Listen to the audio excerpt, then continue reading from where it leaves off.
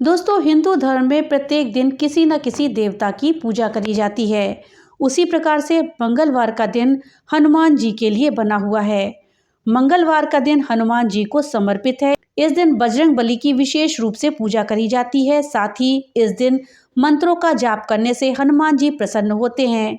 इस विशेष दिन पर हनुमान जी को समर्पित विभिन्न भजनों और चालीसा का पाठ भी किया जाता है। साथ ही सुंदर कांड का पाठ भी किया जाता है। शास्त्रों में बजरंग बली को प्रसन्न करने के लिए हनुमान चालीसा बहुत ही उपयोगी बताई गई है।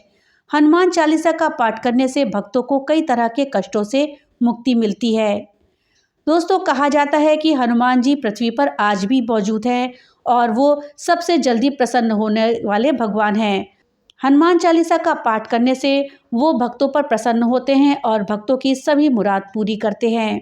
गोस्वामी तुलसीदास जी के द्वारा लिखित हनुमान चालीसा आम लोगों के लिए बड़ी आसानी से उपलब्ध है। मान्यता है कि बजरंगबली की पूजा करने से भक्तों के सभी दुख दर्द दूर हो जाते हैं और उनके जीवन में हमेशा खुशियां बनी रहती हैं।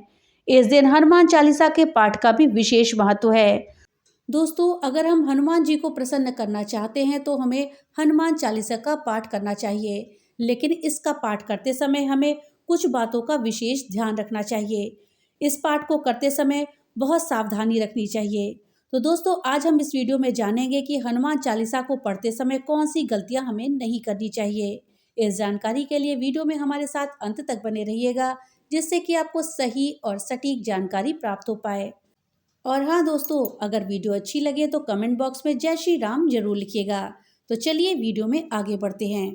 दोस्तों, ज्योतिष मान्यताओं के अनुसार जब कोई व्यक्ति सही तरीके से हनुमान चालीसा का जाप करता है तो उसे बहुत लाभ होता है। वहीं आपको कभी भी चालीसा का पाठ बीच की चौपाई से नहीं करना चाहिए। अगर आप हनुमान चालीसा का पाठ करने जा रहे हैं तो इसे एक साथ पूरा क्रमबद्ध तरीके से पढ़कर ही उस स्थान से उठना चाहिए। कभी भी बीच की किसी चौपाई से पाठ शुरू नहीं करना चाहिए। दोस्तों, साफ तन और मन से पाठ करना बेहतर होता है। ऐसा माना जाता है कि अगर आप घर में हनुमान चालीसा का पाठ करते हैं तो हमेशा शुद्ध तन और मन से मंदिर में दीप प्रज्वलित करके ही हनुमान जी का ध्यान करते हुए हनुमान चालीसा का पाठ करें। दोस्तों, अगर आप हनुमान चालीसा का पाठ करते हैं तो सुनिश्चित करें कि आपको भूल कर भी तामसिक भोजन नहीं करना चाहिए और ना ही मदिरा का सेवन करना चाहिए। हमेशा आपको सात्विक भोजन ही करना चाहिए। ऐसा करने से आप हनुमान जी के क्रोध का पात्र बन सकते हैं। हनुमान जी बाल ब्रह्मचारी हैं और वो हमेशा तामसिक चीज़ों से दूर रहने वाले हैं। खासतौर से प्याज लहसुन का सेवन तो आपको भूल कर भी नहीं करना चाहिए और ना ही शराब का सेवन। दोस्तों, किसी से व्यर्थ का झगड़ा भी आपको नहीं करना चाहिए अगर आप हनुमान चालीसा का पाठ करते हैं।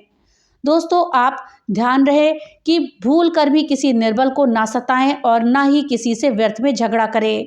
अगर आप हनुमान चालीसा का पाठ करते हैं तो ये ध्यान रखें कि आपको किसी का भी अपमान नहीं करना चाहिए और ना ही किसी के लिए गलत अपशब्दों का प्रयोग करना चाहिए। दोस्तों, अगर आप विवाहित हैं और हनुमान चालीसा का पाठ करते हैं तो आपको जीवन साथी के अलावा किसी और से रिश्ते जोड़ने की बात नहीं सोचनी चाहिए। ऐसा करने वालों को कभी भी हनुमान चालीसा के शुभ फल नहीं मिलते हैं और ना ही पराई स्त्री पर बुरी नजर डालनी चाहिए। दोस्तों, अगर आप घर की समृद्धि के लिए हनुमान चालीसा का पाठ करते हैं तो भूल कर भी किसी जानवर और गरीब को नहीं सताना चाहिए। ऐसा करने से पूजा का पूरा फल नहीं मिलता है और घर में दुख और क्लेश बना रहता है। साथ ही दरिद्रता भी वास कर जाती है। अगर आप हनुमान चालीसा का पाठ करते हैं तो आपको किसी प्रकार का अपराध नहीं करना चाहिए। किसी के साथ ना तो छल कपट करे और ना ही लड़ाई झगड़ा करे और ना ही किसी से झूठ बोले, क्योंकि गलत काम करने वालों पर हनुमान जी कभी भी प्रसन्न नहीं होते हैं और ना ही अपनी कृपा करते हैं उन पर।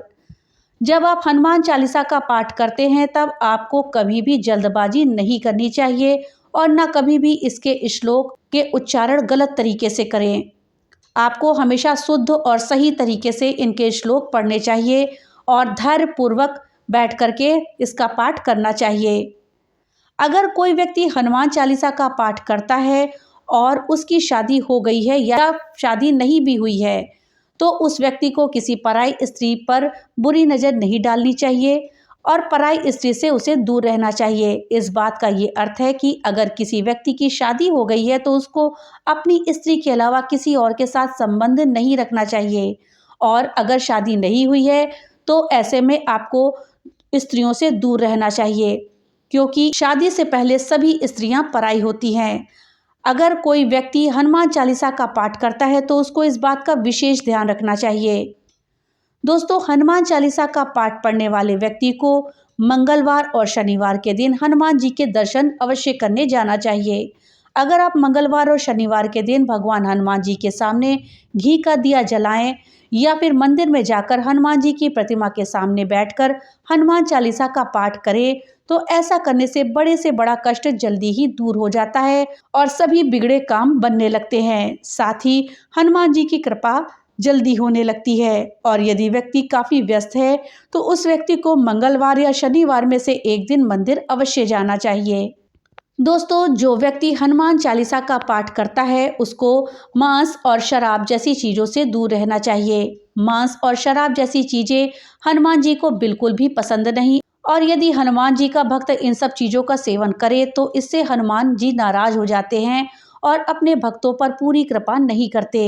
लेकिन अगर फिर भी किसी मजबूरी में ये सब करना पड़ता है तो ऐसे व्यक्ति को प्रतिदिन हनुमान जी के सामने अरदास करनी चाहिए कि वह उस व्यक्ति से इस तरीके की मुसीबत या फिर कारण दूर कर दे जिसकी वजह से वो मांस मदिरा का या तामसिक चीज़ों का सेवन कर रहा है।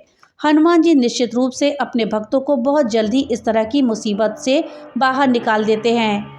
हनुमान चालीसा का पाठ करने वाले व्यक्ति को कभी भी बेईमानी नहीं करनी चाहिए, कभी किसी दूसरे व्यक्ति का हक नहीं मार करके खाना चाहिए। इसका अर्थ यह है कि अगर कोई व्यक्ति अपने जीवन में हनुमान चालीसा का पाठ करता है तो उसको ईमानदारी से जीवन यापन करना चाहिए, कभी भी कोई गलत काम नहीं करना चाहिए।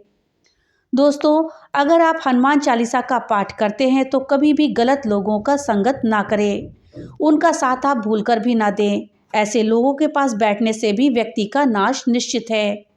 जब भी आप हनुमान चालीसा का पाठ करें या पूजा करें तो पूजा के समय बैठने के लिए आसन का प्रयोग अवश्य करें। बिना आसन के फर्श पर ना बैठें, इसे अशुभ माना जाता है। आसन के लिए आपको कुश का आसन बेहतर रहेगा, आप ऊन का आसन भी यूज कर सकते हैं। हनुमान चालीसा का जाप शुरू करने से पहले भगवान गणेश जी की पूजा करें, उसके बाद भगवान श्री राम और माता सीता को प्रणाम करें। इसके बाद ही हनुमान चालीसा का पाठ करें। माना जाता है कि इससे आपका मनोवांछित कार्य सिद्ध होता है। हनुमान जी भी भगवान राम के भक्त थे, इसलिए हनुमान जी के पूजा से पहले आपको भगवान राम को प्रसन्न करना होगा।